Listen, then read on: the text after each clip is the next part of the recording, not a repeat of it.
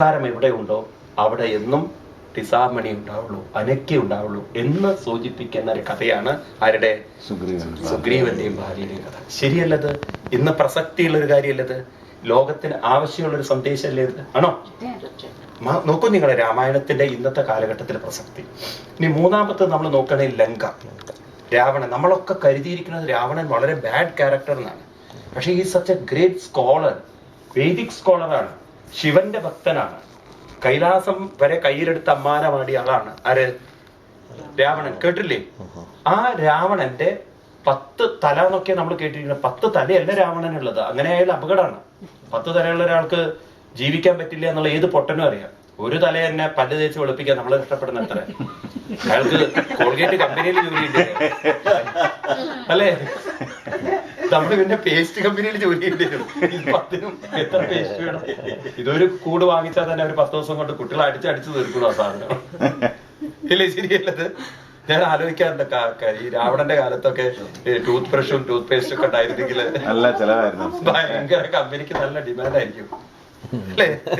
രാവണന്റെ കാലത്തെ അയാൾക്ക് വല്ല വേറെ എന്തെങ്കിലും കൊണ്ട് തേക്കേണ്ടി വരും, വല്ല ഓട്ടോമാറ്റിക് വിഷയം വെച്ചിട്ട് പല്ല് എടുത്തിട്ട് അത് അടിച്ചു കൊടുക്കേണ്ടി വരും. പലപ്പോഴും ആലോചിച്ചൊക്കെ എനിക്ക് പലപ്പോഴും തോന്നാറുണ്ട്, ഈ രാവണൻ എന്നുള്ളൊരു ക്യാരക്ടർ ഉണ്ടായിരുന്നെങ്കിൽ അയാൾക്കൊക്കെ ജലദോഷം വന്നാൽ എങ്ങനെയായിരിക്കും എന്നുള്ളത്. ചിന്തിച്ചാൽ തന്നെ പിടുത്തല്ലേ ഈ മൂക്കതെല്ലാം കൂടി കണ്ണെന്നൊക്കെ വെള്ളം വരുന്ന ഒരവസ്ഥ ഇല്ലേ? അതുമല്ല, രാവിലെ ബ്രേക്ക്ഫാസ്റ്റിന് 10 തലയും വായ ഒളിച്ചു കഴിഞ്ഞാൽ ഒരു വായയിലേക്ക് തന്നെ കൊടുക്കാനുള്ള ഒരു ബുദ്ധിമുട്ട്.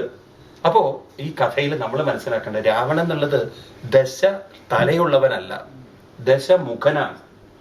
ദശമുഖത്വം എന്നുള്ളത് നല്ലൊരു ക്യാരക്ടറാണ്. എന്ന് വെച്ചാൽ എന്താണ്? 10 കാര്യങ്ങളിൽ ഒരേപോലെ ഒരേ ഇന്റൻസിറ്റിയിൽ ഇൻവോൾവ് ചെയ്യാൻ കഴിവുള്ളവനെയാണ് ദശമുഖൻ. ഒരുപക്ഷെ രാമനേക്കാളും കഴിവുള്ളവൻ രാവണനാണ്. അയാൾ ഏത് കാര്യത്തിനും കഴിവുള്ള ഒരാളാണ്. അഡ്മിനിസ്ട്രേഷനിൽ കഴിവുള്ള ആളാണ്, തന്റെ കുടുംബം കൊണ്ട് നടക്കുന്നതിൽ കഴിവുള്ള ആളാണ്, ആത്മീയ ആ ഒരു വേദിക് അറിവുള്ള ഒരാളാണ്, സംഗീതമുള്ളവനാണ് രാവണൻ. പിന്നെ കള്ളത്തരത്തിൽ എക്സ്പേർട്ടാണ്. അതാണല്ലോ വിമാനം കഴിച്ചു കൊണ്ടുപോയത്, പുഷ്പക വിമാനമൊക്കെ. യുദ്ധവീരനാണ്. ഇങ്ങനെ എല്ലാ കാര്യത്തിലും അങ്ങനെയുള്ള കഴിവുള്ള ഒരു വ്യക്തിത്വം ഒരു സീതയിലേക്ക് ഒതുങ്ങിപ്പോയി. ലസ്റ്റ് കാരണം. ഭാര്യയുണ്ട്, വേറെ സ്ത്രീകളുണ്ട്, പക്ഷെ ആ സീതയുടെ വർണ്ണനയൊക്കെ കൂടി ആരാണ്? ശൂർപ്പണഖ ഞങ്ങളുടെ പറഞ്ഞതോടുകൂടി ഇയാളുടെ മനസ്സ് മുഴുവൻ സീത സീത എന്നുള്ള ചിന്തയെ. അങ്ങനെ ആ സീത എന്നുള്ളതിൽ മനസ്സ് ഫോക്കസ് ചെയ്തോടുകൂടിയിട്ട് ബാക്കിയുള്ളതെല്ലാം പ്രയോറിറ്റി എല്ലാം പോയി കഴിഞ്ഞു. അതോടുകൂടിയിട്ട് അദ്ദേഹത്തിന്റെ കുടുംബജീവിതം തകർന്നും ആ സീത കാരണം സ്വയം നാശവും വരുത്തി. ഇതെന്താ നമുക്ക് കാണിച്ചു തരുന്നത്? നമ്മളും ഒരുപാട് റെസ്പോൺസിബിലിറ്റി വരുമ്പോൾ ആ റെസ്പോൺസിബിലിറ്റിയിലൊക്കെ അതാത് സമയങ്ങളിൽ ആ പ്രയോറിറ്റി കൊടുത്തിട്ടില്ലെങ്കിൽ, അതാത് അറ്റൻഷൻ കൊടുത്തിട്ടില്ലെങ്കിൽ, നമ്മുടെ അറ്റൻഷൻ എങ്ങാനും ഏതെങ്കിലും ഒരു വിഷയത്തിലേക്ക് മാത്രം ഫോക്കസ് ആയി കഴിഞ്ഞാൽ ആ ഒരു ഇംബാലൻസ്ഡ് പ്രയോറിറ്റി ലൈഫ് നമ്മുടെ ഡിസ്ട്രക്ഷനിലേക്ക് വരുത്തും. നമ്മുടെ സ്വന്തം ജീവിതം നോക്കും. ഇപ്പൊ നിങ്ങൾ കാണാം, ചിലർ ജോലി എന്നുള്ളതിൽ മാത്രം ഫോക്കസ് ചെയ്യും. എന്നാ കുടുംബം എന്തിനാ കല്യാണം കഴിക്കേണ്ട കാര്യമില്ല അവർക്ക്. കുടുംബമുണ്ടോ, ഭാര്യയ്ക്കും മക്കൾക്കും ടൈം കൊടുക്കണം, വേണം. മക്കൾക്കും പലപ്പോഴും ഉള്ളൊരു ചോദ്യമാണത്. കല്യാണം കഴിച്ചു കഴിഞ്ഞാൽ, കുട്ടികളായി കഴിഞ്ഞാൽ ഈ പെൺകുട്ടികൾക്ക് ജോലിക്ക് പോകണോ വേണ്ടത്? കാരണം ജോലിക്ക് പോയാൽ സർവൈവ് ചെയ്യാൻ പറ്റുള്ളൂ. ഇപ്പൊ കുട്ടി ആരും നോക്കണം എന്നുള്ളത് അല്ലേ? അല്ലാതെ ജീവിതത്തിൽ ഉണ്ടാകുന്ന ഒരു ചോദ്യമാണത്. അപ്പം ഡേ ഹോമിലയക്കണം. ഇവിടെ എന്താ പേര് പറയാ? ഡേ കെയർ ഹോമിലയക്കണോ? നമ്മുടെ നാട്ടിൽ അതിനെ ക്രച്ച് എന്നാ പറയാ, ക്രഷ് എന്നാ പറയേണ്ടതാണത്. അപ്പൊ അവിടെ ക്രച്ച് എന്ന് പറയും. അപ്പൊ അവിടെ കൊണ്ടാക്കണോ എന്നുള്ളത്. അപ്പൊ അങ്ങനെയുള്ള ഒരു സന്ദർഭത്തില് ആ കുട്ടികളെ വളർത്തിക്കൊണ്ടുവരേണ്ട ഉത്തരവാദിത്വം ശരിക്കുള്ള ഒരു ഭക്ഷണം കൊടുത്ത് വളർത്തില്ല. കുട്ടിക്ക് കുറച്ച് കൾച്ചർ കൊടുക്കണം, കുറച്ച് കഥകൾ പറഞ്ഞു കൊടുക്കണം, കുറച്ച് നല്ല ആത്മീയമായ ചില നല്ല ചിന്തകൾ, സ്നേഹം തുടങ്ങിയ നല്ല കാരണം ഈ സമയത്താണ് ഈവൻ മെഡിക്കൽ സയൻസ് പോലും പറയുന്നത് 6 വർഷത്തിനുള്ളിലാണ് ബ്രെയിന്റെ വളർച്ച അല്ലെ? കേട്ടിട്ടുണ്ടോ നിങ്ങളത്? അപ്പൊ ആ സമയത്ത് ഏറ്റവും കൂടുതൽ വാല്യൂസ് ഫീഡ് ചെയ്യാൻ പറ്റുന്ന ഒരാള് ആരായിരിക്കും? അച്ഛനേക്കാളും കൂടുതൽ അമ്മയായിരിക്കും. അപ്പൊ അമ്മയുടെ അറ്റൻഷൻ അവിടെ വന്നില്ലെങ്കിൽ, ഫീഡ് ചെയ്യേണ്ട ആ സമയത്ത് ഫീഡ് ചെയ്തില്ലെങ്കിൽ, ഒരുപക്ഷെ വളർന്നു വരുന്തോറും കുട്ടിയുടെ മനസ്സിലെ വാല്യൂസ് ഒക്കെ വേറെ ആയി കഴിഞ്ഞു കഴിഞ്ഞാൽ പിന്നെ അച്ഛനും അമ്മയ്ക്കും കിട്ടാതെ വരുമ്പോഴാണ് പിന്നെയാണ് അവർ ദുഃഖിക്കുന്നത്. മനസ്സിലാവുണ്ടോ? പിന്നെ അവർ പറയുന്നവർ കേട്ടിട്ടില്ലേ, അന്ന് കുറച്ച് ലീവ് എടുത്ത് കുട്ടിയുടെ കാര്യം നോക്കായിരുന്നു എന്നുള്ളത് ഉണ്ടോ ഇല്ലയോ?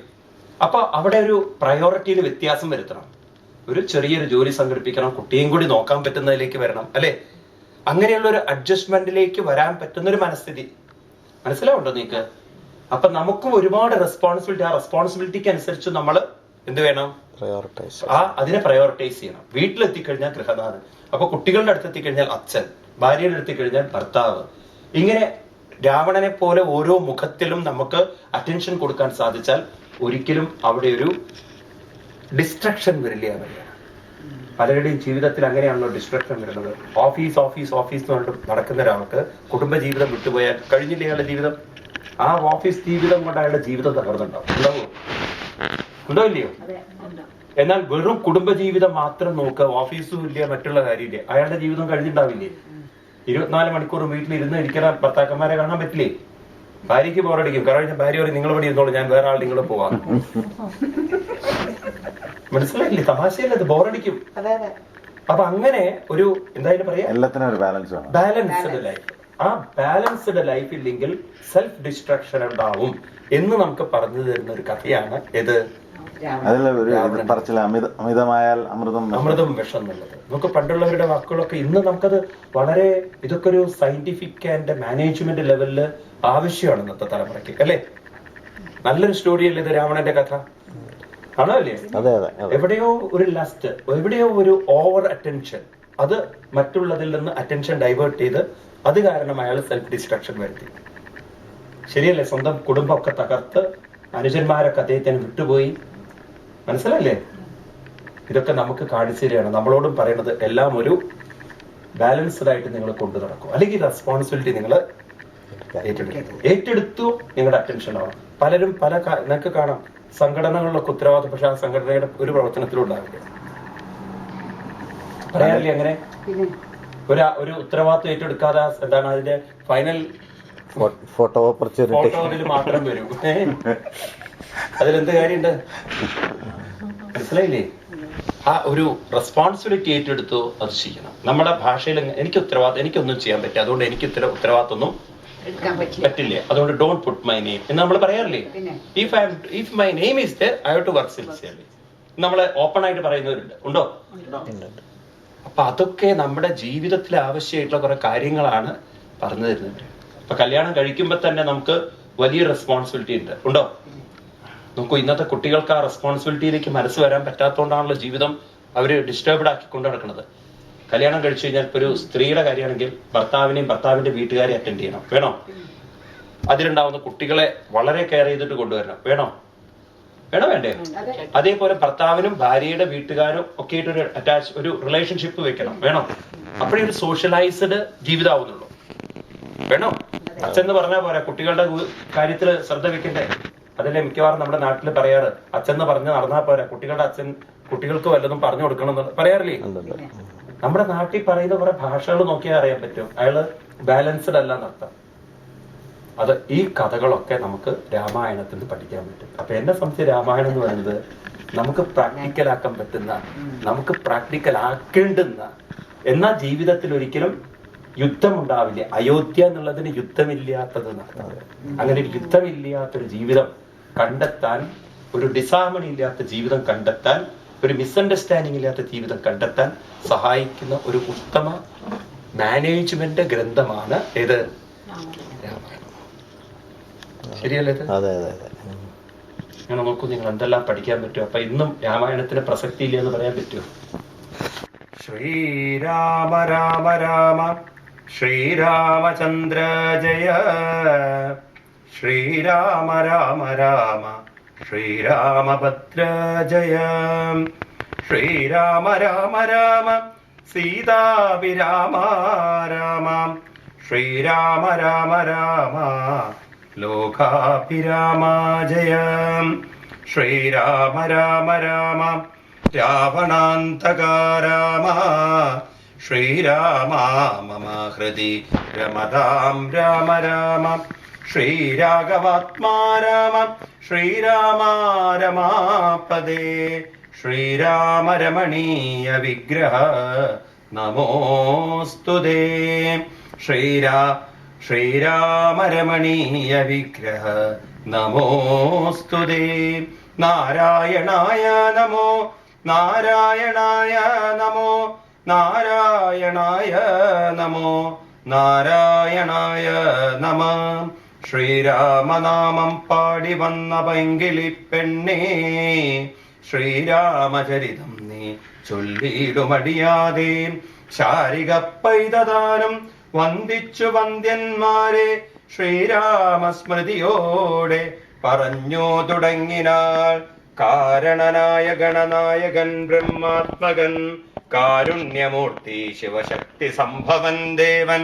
വാരണമുഖൻ മമ പ്രാരബ്ധ വിഘ്നങ്ങളെ വാരണം ചെയ്തിടുവാൻ ആവോളം വന്നിക്കുന്നേൻ. വാണിയിടുക അനാരതമെന്നുടനാവുതന്മേ, വാണിമാതാവേ വർണ്ണവിഗ്രഹേ വേദാത്മികേ. നാണമെന്നിയേ മുത നാവിന്മേൽ നടനം ചെയ്തേണാങ്കാങ്കനെ യഥാ കാനനേ ദിഗംബരൻ. വാരിജോദ്ഭവമുഖവാരി വാരിജവാസേ ബാലേ, വാരിധി തന്നിൽ തിരമാലകളെന്ന പോലെ. ഭാരതി പതാവലി തോന്നേണം കാലേ കാലേ, പാരാതെ സലക്ഷണം മേൽമേൽ മംഗളശീലേ. വൃഷ്ണിവംശത്തിൽ വന്നു കൃഷ്ണനായി പിറന്നോരു വിഷ്ണു വിശ്വാത്മാ വിശേഷിച്ചനുഗ്രഹിക്കണം. വിഷ്ണുജോദ്ഭവസുത നന്ദനപുത്രൻ വ്യാസൻ വിഷ്ണുതാൻ തന്നെ വന്നു പിറന്നാത്തബോധനൻ. വിഷ്ണുതൻ മായാഗുണ ചരിത്രമെല്ലാം കണ്ട കൃഷ്ണനാം പുരാണകർത്താവിനെ വണങ്ങുന്നിൻ. നാൻമറനേരായ രാമായണം ചമക്കയൽ നാൻമുഖനുള്ളിൽ ബഹുമാനത്തെ വളർത്തോരു വാൽമീകി കവിശ്രേഷ്ഠനാകിയ മഹാമുനി താൻ മമവരം വതരികെപ്പോഴും വന്ദിക്കുന്നേൻ. രാമനാമത്തെ സദാ കാലവും ജപിച്ചിടും കാമനാശനോ വല്ലഭൻ മഹേശ്വരൻ. ശ്രീ മഹാദേവൻ പരമേശ്വരൻ സർവേശ്വരൻ മാമകേ മനസ്സി വാണിടുകൻ വന്ദിക്കുന്നേൻ.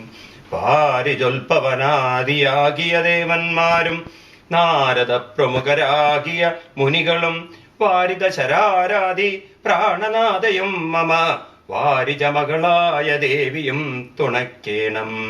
കാരണഭൂതന്മാരം ബ്രാഹ്മണരുടെ ചരണാംബുജലീലപാംസു സഞ്ചയം മമ ചേതോദർപ്പണത്തിന്റെ മാലിന്യമെല്ലാം തീർത്തു ശോധന ചെയ്തിടുവാൻ ആവോളം വന്നിക്കുന്നേൻ. ആധാരം നാനാ ജഗന്മയനം ഭഗവാനും വേദമെന്നല്ലോ ഗുരുനാഥൻ താനരുൾ ചെയ്തു. വേദത്തിനാധാരഭൂതന്മാരെ കാണായൊരു ഭൂദേവ പ്രവരന്മാർ തൽവരശാപാദികൾ ദാതൃശങ്കര വിഷ്ണു പ്രമുഖന്മാർക്കും മതം. വേദജ്ഞോത്തമന്മാർ മാഹാത്മ്യങ്ങളർക്കു ചൊല്ലം.